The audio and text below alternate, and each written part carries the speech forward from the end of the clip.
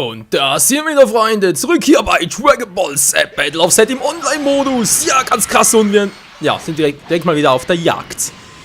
Ja, Leute, um was geht's eigentlich heute in der bereits dem 4. Part hier bei WoW? Das war knapp. Gotenks, tschüss, irgendwie etwas Episches, wenn ich mit Goten gegen Gotenks am Fighten. Nein, jetzt kommt auch noch Kippu, hey, von hinten, Alter, so mag ich es natürlich am liebsten. Also nicht ich, sondern er. Ja, worum geht's genau? Es geht, wow, in den letzten 2 Parts zum einen mal um die, Dragon Ball Z Filme, aua, du Grobian. So, tschüss. Was zum, Goten, würdest du bitte mal deine Moves einsetzen? So, tschüss. Wow, ich bin zu weit weg. Du kriegst mich nicht. Wow! Nee, kannst du knicken. Und tschüssi. Kopfski, aber mal ein bisschen Zeit, dankeschön. Ja, es geht um Dragon Ball Z Filme, aber nicht nur. Es geht auch um ein Mysterium, das ich schon öfters gehört habe. Also sprich, das irgendwie... Alter, hat immer auf mich abgesehen. Hör mal auf mit dem Mistkack hier. So. Ich bin sowieso gleich down, aber ist egal. Komm her, wo bist du? Ja, willst du mich? Er versucht's. Das war knapp. Rankusi, genau mein Mysterium. Und zwar geht's dabei um Son Goten und um Kid Trunks. Und zwar, warum zum Teufel, ja, jetzt bin ich tot.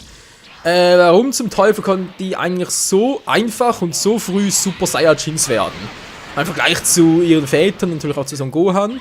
Und vor allem, das müssen wir natürlich auch mal betrachten, im Vergleich zum Future Trunks. Das ist eigentlich der gleiche wie Kid Trunks, in ungefähr der gleichen Zeitlinie. Nicht Zeitlinie, Quatsch, natürlich im gleichen Jahrgang, wollte ich das sagen. Es müsste auch ungefähr das gleiche Geburtsdatum sein, also irgendwie gibt es das keinen Sinn, Freunde. Ja, das ist leider nicht ganz die Wahrheit. Es gibt durchaus Sinn, warum das so ist. Also, ja, warum es so sein könnte, wa? Und zwar habe ich eine Theorie, das belegt zum einen mal...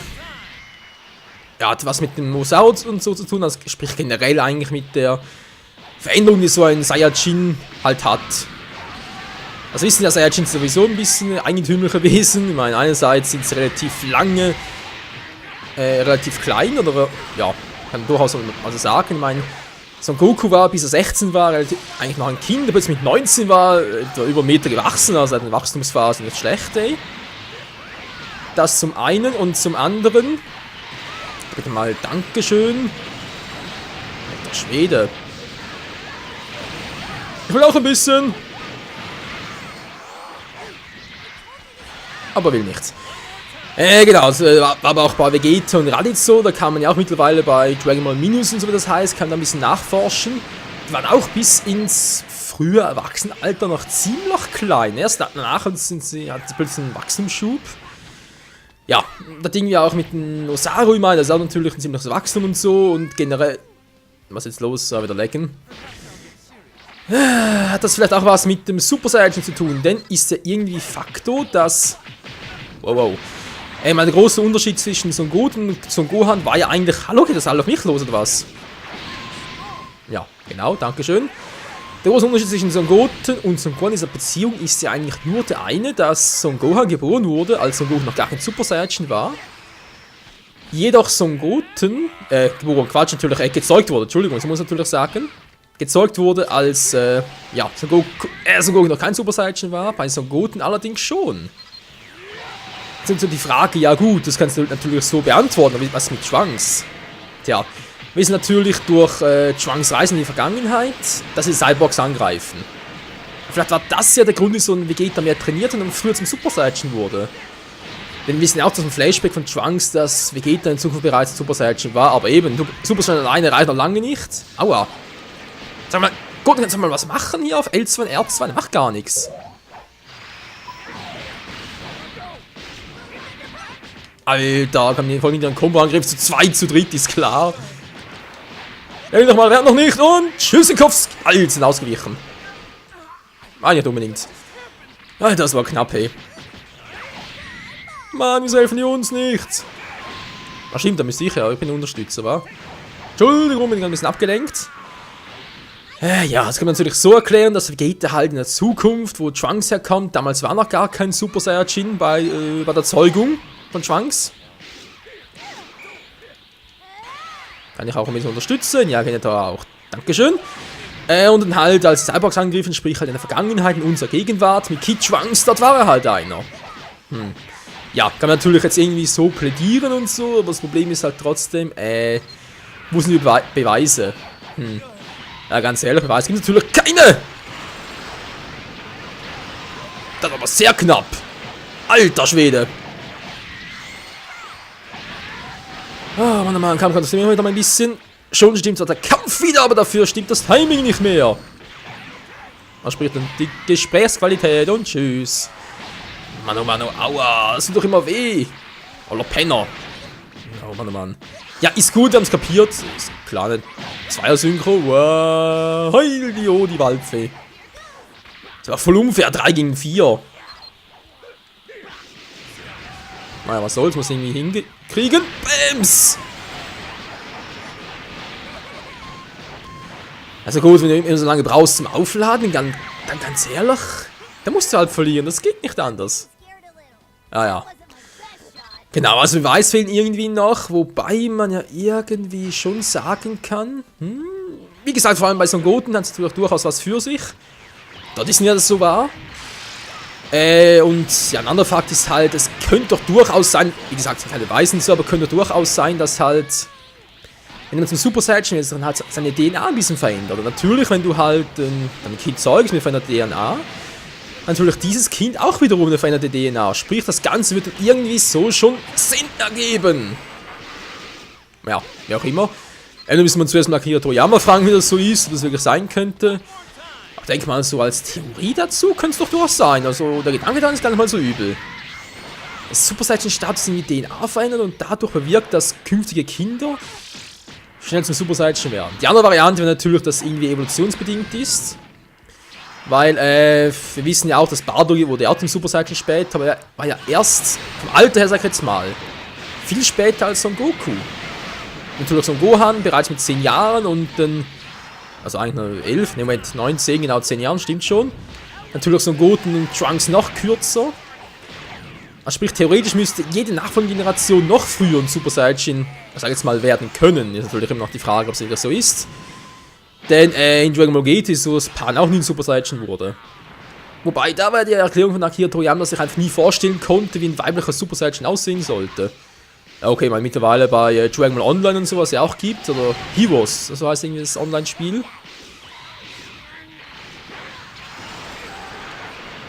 Dort ist irgendwie auch so, dass Pan oder andere weibliche Super Saiyajin haben da auch irgendwie, also ja, andere weibliche Saiyajins haben auch Super Saiyajin-Status. Sprich, dort wiederum klappt es irgendwie.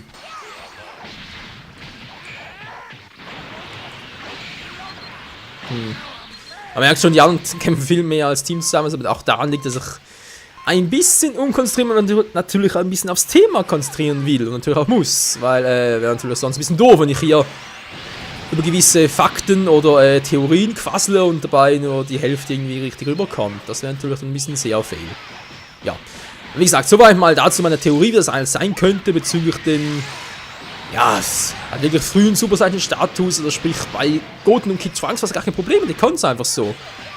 Also Goten war sogar so, oder gar keine Ahnung, dass es ein Super Saiyajin wurde, einfach so, oh, ich kann so einfach. Natürlich auch alles, ja, seht ihr, holt einfach da alles zurück.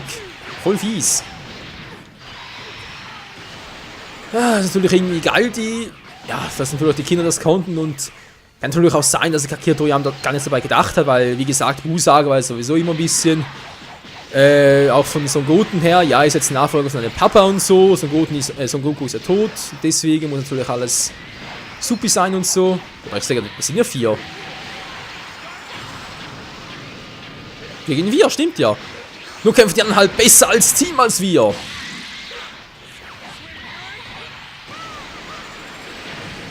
Genau, und das halt, wie gesagt, so ein Super Saiyajin nichts mehr Besonderes sein kann, weil da war bereits der Cell Saga. Zum Schluss eigentlich nichts Besonderes mehr, jeder Saiyajin drauf und dann tut natürlich in der Buu Saga auch nichts Besonderes sein, sprich jeder Saiyajin muss es drauf haben. Und natürlich durchaus dann, dass das irgendwie noch der Hintergedanke daran war. Was ist das gerade? Hey, ich will es zurückholen. Ging gar nicht. Hä? Ich kann es mal zurückholen. Was ist das für ein Scheiß? Oh Mann, oh Mann. Naja, wir sind so gleich vorbei. Tja, Freunde, das war mein erstes Gesprächsthema für heute. Wieso überhaupt Son Goten und Kid Schwank so stachelige Haare haben konnten, so vor allem so früh. Was ja sowohl Son Gohan als auch ihre Väter niemals so früh geschafft haben, natürlich auch nicht Future Trunks. Weil eben bei Future Trunks meine Theorie bezüglich, dass halt, das ein bisschen so sein musste, sprich von Generation zu Generation wurde Super Saiyan früh aktiviert, das kann dort nicht sein, es muss wirklich eher so sein, dass halt zu dem Zeitpunkt Trunks noch gar nicht gezeugt war, als Vegeta einen Super Saiyan drauf hatte. Und in der Gegenwart, also sprich mit Kid Trunks, da war es dann halt so. Oh je, ob das wirklich so ist, ich habe keine Ahnung. Aber wir können trotzdem mal eure Kommentare dazu schreiben, was ihr dazu denkt. Wie es wohl sein könnte, ob das wirklich so sein kann, wie ich gerade geschildert habe, von wegen, ja, das kann durchaus so sein, dass mir Super Saiyan durchaus recht, Michael, oder aber ihr denkt, nee, völliger Humbug, eine ganz andere Theorie. Solange es kein offizielles Statement von Akira Toriyama gibt, könnte ja jede Theorie richtig sein. Ja, Position 3, dankeschön. Ja, so viel dazu. Würde mal sagen, wir gehen von... Also da 10 Minuten durch war. Ja, also 11, aber ist egal. Dann gehen wir doch mal zum nächsten Thema über. Und zwar ein Thema, das uns auch noch im nächsten Part über beschäftigen wird. Nämlich die Dragon Ball Z Filme. Etwas, was ich natürlich gerne auch bildlich darstellen würde, hier im Part, wenn es irgendwie gehen würde. Cooler. Metall-Cooler. Ne, muss der sein, bin ja ein Nahkampftyp. Genau, weil das hat auch mit Broly und so zu tun, was ich auch schon wollte, dass ich noch etwas drüber rede. Also sprich, warum Broly irgendwie einen Kampf gegen Son Goku überleben konnte und nach auf der Erde erschien. Da im Film Brolys Rückkehr und so, oder was ein anderer, was kann ich mehr. Ja, gibt es auch mehrere Theorien und so, aber dazu gleich. Jetzt erst einmal die Dragon Ball Z Filme im Allgemeinen. So, mir geht es da vor allem darum, zweimal Ungereimheiten, Entschuldigung, bezüglich Broly aufzudecken oder zu erklären, sage ich jetzt mal. Aber andererseits auch darum, wie die überhaupt in die originale Dragon Ball Z Storyline reinpassen können und vor allem sollen. Gut, das haben wir jetzt mal alle Filme da bei mir bereitgestellt und jetzt werden wir da mal Stück für Stück vorgehen. Nun gut, mein Film Nummer 1 ist eigentlich gerade einer meiner Lieblingsfilme. Und zwar wäre das die Dead Zone von Garlic Jr. oder auch auf... Was ist denn jetzt los? Also, der Hosen Master kann ein bisschen mitquatschen, wie es aussieht. Mich hört zum Glück keiner, weil sonst wäre es eigentlich ziemlich peinlich, wenn ich hier live quatschen würde. Spielt keine Rolle. Also, die Dead Zone von Garlic Jr. Worum geht's dort? Das ist ein Film... Ja, es geht um Garlic Jr., der hatte was mit Gott zu tun und so, ich will nicht groß um den Film selber quatschen, sondern vor allem eher, ob die Filme selbst ins Dragon Ball Z-Universum, sprich in die Serie, in den Manga eigentlich reinpassen könnten. Naja, aber der Dead Zone von Garlic Jr. ist ein Film, der bei uns relativ spät erschien. Und dort ist es ja echt so, dass der Film eigentlich laut Anime sogar vorkommt. Also, das ist ja das Verrückte daran. Weil, also Manga natürlich nicht, sondern eher im Anime. Dort war es so, dass wir nach der Freezer-Saga hatten wir eine kurze Saga, war auch so eine Garlic Junior-Saga, wo diese halt zurückkam, dann nochmal gegen Gohan gecatcht, dann gegen Piccolo. War alles irgendwie, doch ziemlich cool noch und da wurde auch eine Anspielung auf den Film gemacht, der dann bereits ein paar Jahre vor halt, ein paar Jahre, vielleicht 2-3 Jahre vor mal war. So, tja, der Film. Eigentlich noch ziemlich coole Verhältnisse, ich meine, er hatte sowohl Action-Faktor wie ein ja, eigentlich, wie es auch schon bei Dragon Ball selber gab, aber auch schon bei Dragon Ball Z natürlich, aber er hatte vor allem auch einen großen Humorfaktor, wie es vor allem halt bei Dragon Ball gab, teilweise noch bei Dragon Ball Z, aber zum Schluss sind eigentlich eher weniger noch. Von daher auch ein Argument, warum er eines meiner Lieblingsfilme ist. Passt eigentlich in die Storyline rein oder nicht? Ich würde mal sagen, jein. Ja, deswegen, weil er halt, wie gesagt, im Anime bereits angedeutet wurde. Zumindest in der Saga dort. Der andere Fakt ist, wie jetzt Dragon Ball Suche. Das kann er doch gar nicht. Also, okay. Mensch, Kind, das ist ein Raum mit mindestens 2 Strichen. Na, ganz toll. Ja. Ne, es geht darum, dass ja im Film Garlic Jr. kämpften ja auch schon Piccolo und Son Goku zusammen gegen Garlic Jr. Gut, ja nicht gerade unbedingt eine große Chance, aber war durchaus spannend teilweise noch. Jedenfalls Tatsache ist, als ein Raditz angriff, hieß dann plötzlich, ja, Piccolo und Goku kämen zum ersten Mal zusammen. Naja, gut, das kann man natürlich immer frei interpretieren, vielleicht ein Koordinationsfehler, wie auch immer. Ein anderer Fakt, der da ein bisschen weniger ausschlaggebend, nee, nicht ausschlaggebend, sondern ein bisschen weniger, ja, für meine Theorie sprechen würde, ist halt das Ganze. Hallo, geht's mal ein bisschen schneller hier.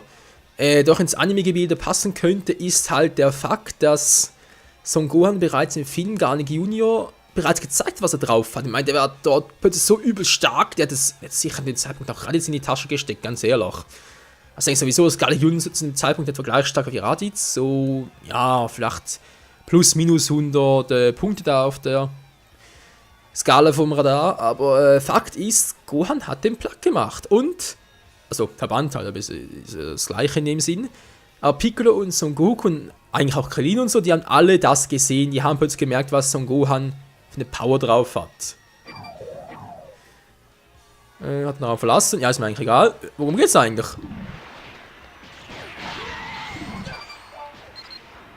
Ja, wo sind die jetzt? Hallo, Dragon Ball halten, toll.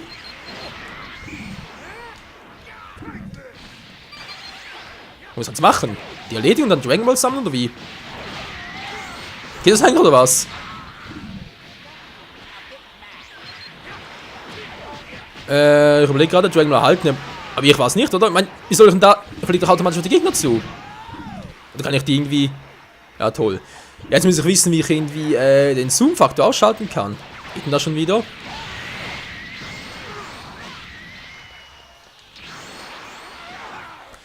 Das ist eine gute Frage.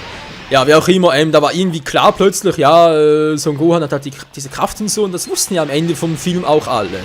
Naja, alles übertrieben. Son Gohan konnte sich gar nicht mehr daran erinnern und sagte ihnen, ja, mein Papa ist der Stärkste und so dabei. Wusste Son Goku genau, ja, das war mein Sohn, der hat das geschafft, was ich niemals geschafft habe. Ja, ich habe noch kein Dragon Ball. Wie kann ich nie die Muss denn die gehen hier?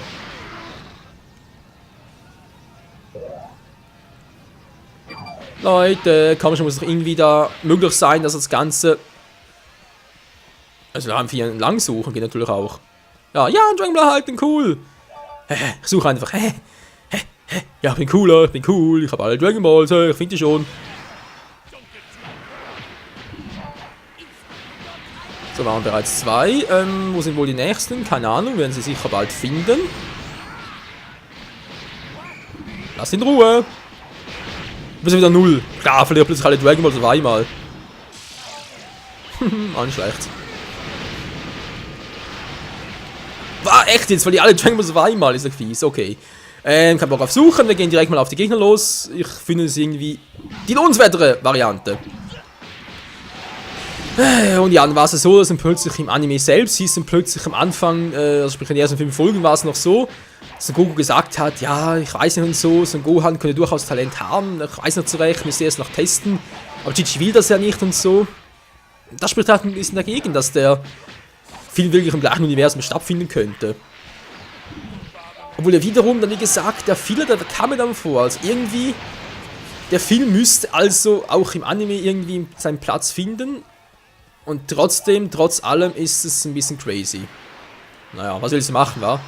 Ich hab 2 Dragon Balls, er kriegt mich nicht, er kriegt mich nicht. Jetzt 14-0 für uns, geil, Mann. Wie viel geht's dort insgesamt? 7 bloß oder was? Könnte sein, wa? Yep, es sind glaub 7. Mann, die gehen doch immer vorbei. Was für ein Kacke. Und da fliegt der Freezer, der kleine Bruder. Ja, nochmal dazu zu meiner Theorie. Ich meine, wie gesagt, einerseits, er muss eigentlich laut Anime, muss er vorkommen. Beziehungsweise mal gemäß Manga wiederum nicht. Ist natürlich schwierig und dann wiederum gemäß Anime auch nicht. Also kann es, denke ich, jeder dann seine Idee daran haben, wie er möchte. Ob jetzt das wirklich daran, ja, ob jetzt der Film wirklich in der Originalsaga vorkommt oder eben auch nicht.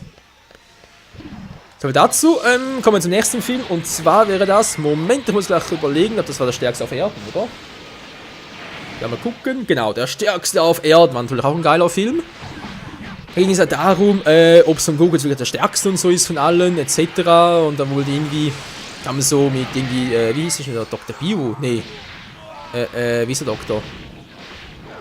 Dann weiß ich den Namen nicht mehr. Verdammt, wollen wir ganz kurz. Wenn man ganz kurz hier, alles dabei ist, von dem her kann ich sicher irgendwie ganz kurz nachgucken. Ja, der Roboter halt. Dr. Wheeler, irgendwie so. Ja, ging auf jeden Fall darum. Um diesen Typen und ja, der wollte irgendwie sein Gehirn in den stärksten, also ja, in den Körper des stärksten Mannes der Welt transferieren. Das wurde nicht geklappt hat, dank Piccolo, dank Son Goku. Dort war es allerdings bereits so, dass Piccolo und Son Goku bereits wieder, ja, sagen wir mal, befreundet waren, war. Klar, sie mussten mal gegeneinander catchen und so, fand ich auch ganz geil. Aber trotzdem, irgendwie die beiden waren bereits zusammen, also haben zusammen gekämpft, sag's mal so. Und auch Son Goku war bereits trainiert, das spricht das Jahr, das sie brauchten, um gegen die Saiyajin zu fighten, sprich gegen Nappa und Vegeta. Das war irgendwie bereits vorbei. Tja, das war natürlich ein Problem, weil Super Saiyajins waren sie noch nicht und so, sprich die waren immer noch auf dem gleichen Level wie dort, wie so halt der Vegeta-Saga, sag ich jetzt mal. Das heißt, würde es zum Anime passen oder zum Manga, dann kann nicht viel Zeit vergangen sein. Was aber, wie wir laut Manga-Anime, laut dem Original wissen, kann es nicht sein, weil dort wurden die ja traurigerweise aber wurden sie irgendwie getrennt, also sprich Son Goku musste zuerst geheilt werden, dann sind zum Planeten Namek aufgebrochen, etc. Um halt die Super Dragon Balls zu finden. Und wir haben verloren. Was natürlich sehr kacke ist. Niederlage, Sieg, kacke Mann. Ja, so viel dazu. Wie gesagt, dann ist noch die Frage, können sie überhaupt reinpassen und so? Meiner Meinung nach, nein. Denn Son Goku beherrscht auch bereits die Kaioken, die Genki Dama, zwar nicht Mini-Version, aber trotzdem, er beherrscht sie bereits, also kann das in die Original-Storyline nicht reinpassen. Aber, ja, jetzt kommt das große Aber. In dem Paralleluniversum, sprich in der Parallelwelt, wo Son Goku und seine Freunde gegen Nappa und Vegeta gewonnen haben, aber Son Goku, er konnte natürlich auch verletzt werden, aber halt Piccolo, genau. Piccolo nicht starb. Angenommen, Goku erschien auf der Erde, bevor Piccolo sterben konnte. Also bevor sie halt zwischen Gohan und Nappa warf. Er hat natürlich dieser überlebt, alle anderen wären wiederbelebt worden nach den Dragon Balls. Und es hätte keinen Grund gehabt, warum die Z-Gruppe nach Namek reisen musste. In dieser Welt kann ich mir vorstellen, ja, da könnte der Film reinpassen, aber in der originalen Storyline, denke ich mal, keine Chance. Tja, Freunde, werden mal passen zum Abschluss des Parts. Wieder mal 2 Kämpfe. Wir haben ein bisschen über Kid Trunks und Goten geschwafelt, über den Super Saiyan-Status und über 2 Filme. Sehr geil. Wenn wir sagen, im nächsten Part, dann kommen die restlichen Filme dran. Das sind teilweise sehr viele, ich weiß, wobei teilweise kann man die auch in die Storyline integrieren, also relativ weniger relativ weniger Sprachstoff, sag ich jetzt mal. Ja, würde mal sagen, danke fürs Zuhören, danke fürs Zusehen und hoffe, ihr hattet auch ein bisschen Spaß, so wie ich jetzt auch, wenn es ein bisschen fehl war zum Schluss. Ja, mein Dragon Ball Kampf ist ganz cool, trotz allem, aber naja. Na, nicht eine Glanzleistung von mir, nee. Mal anderes eine Glanzleistung von mir, muss ich ganz klar dazugeben, aber trotzdem, ich hoffe, ihr hattet Spaß und ja, bis zum nächsten Mal, bis zum 5. und vorerst letzten Part von Dragon Ball Z Battle of Z Online. Bis dahin, ciao zusammen!